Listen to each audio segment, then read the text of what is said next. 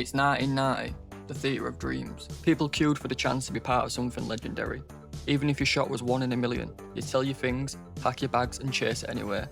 Heroes and villains, action stars and icons, Hollywood was the place to be, where dreams collided with destiny and everyone dared to believe they were destined for glory. Its influence rippled across the globe. In movies, in fashion, crowds lined up for the next Tom Cruise blockbuster. You could feel the thrill, the joy, the electricity born from that golden emptied lake.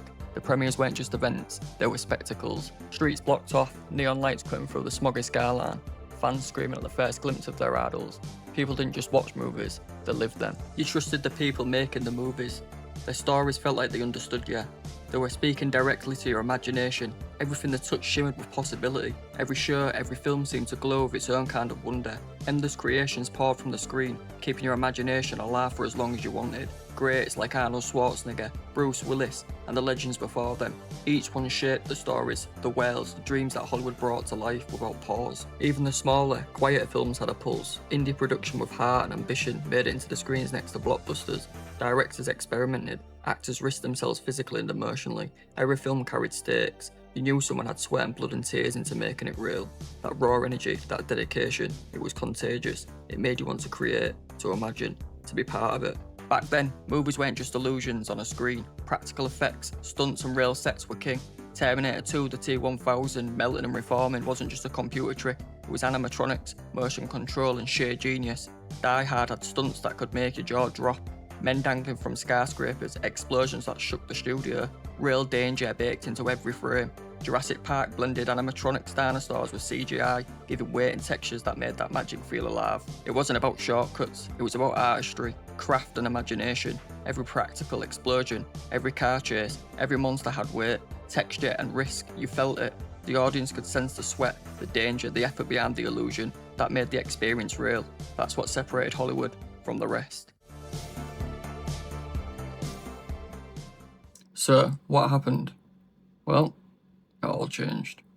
Movies turned to crap, endless pandering, constant agendas, no more real storytelling, practical effects gone, stunts replaced by a CG that dazzles the eye, but leaves the chest cold, heart, grit, imagination thrown out the window. Movies like Snow White with Rachel Zegler have become emblematic of how stories get reshaped, not just retold. Zegler's casting as Snow White drew fire from the moment it was announced.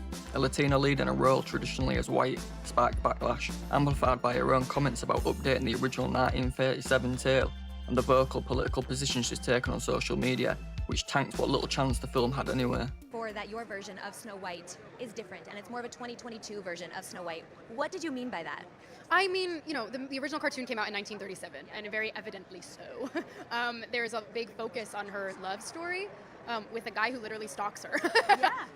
Weird. Scrutiny isn't the fault of the audiences, it's Hollywood's mismanagement. Studios repeatedly placed performers like Zegler in high-profile roles or marketing campaigns, designed more to generate headlines and showcase their talent. From casting choices to how films are promoted, the system often turns actors into lightning rods, exposing them to controversy before audiences can even engage with the work. The same pattern appears with Star Wars, The Acolyte and performers like Amanda Stenberg, where decisions around casting and publicity feel engineered to provoke attention rather than telling a compelling story.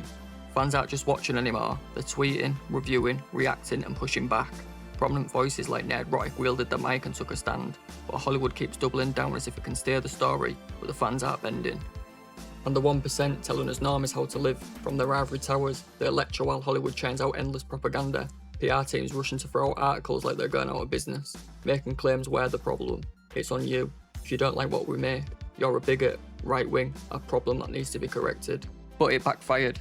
Fans didn't listen, the propaganda isn't working, and the wool is slipping, and the sheep are finally awake. Social media tore down the walls. Stars who once seemed untouchable now exposed. Fake smiles, performative virtue, political grandstanding all laid bare. Dirt dig up, uncomfortable truths, exclusive parties on exclusive islands. Bottom line, Hollywood just isn't entertaining us anymore. It's lecturing, pandering and patting itself on the back while pretending we should care. And the fans saw right through it. The wool is slipped and the sheep are finally awake. I'm farting. Thanks for watching.